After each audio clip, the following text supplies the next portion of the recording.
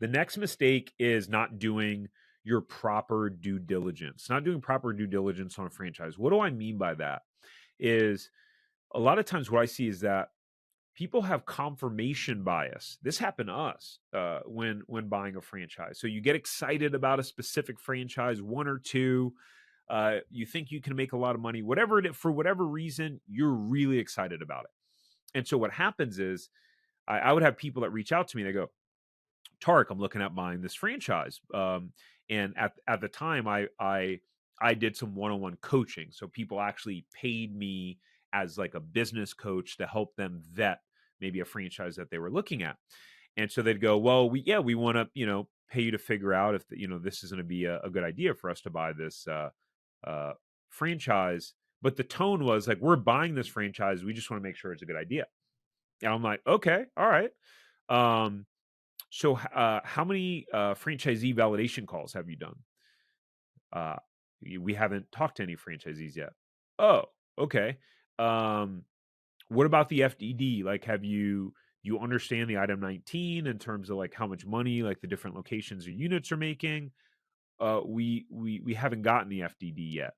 And I'm like, what?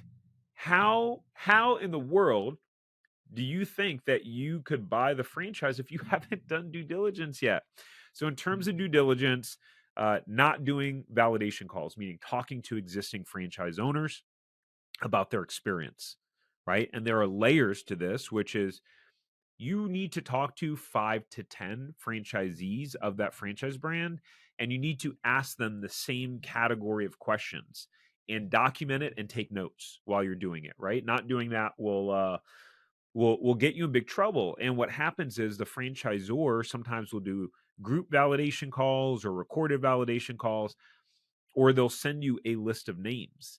And so one of the mistakes is only talking to franchises that the franchisees that the franchisor has introduced you to.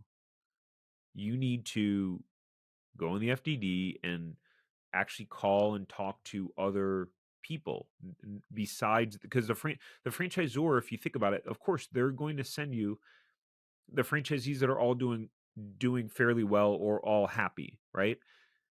Actually, I've definitely had times where I've made validation calls, and in general, franchisees will be pretty honest with you, but you still need to go in there and make your own calls. But you need to talk to 5 to 10 franchisees. All right.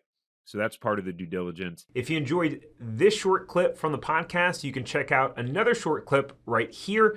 Or if you want to watch the full episode of this podcast, you can watch that here.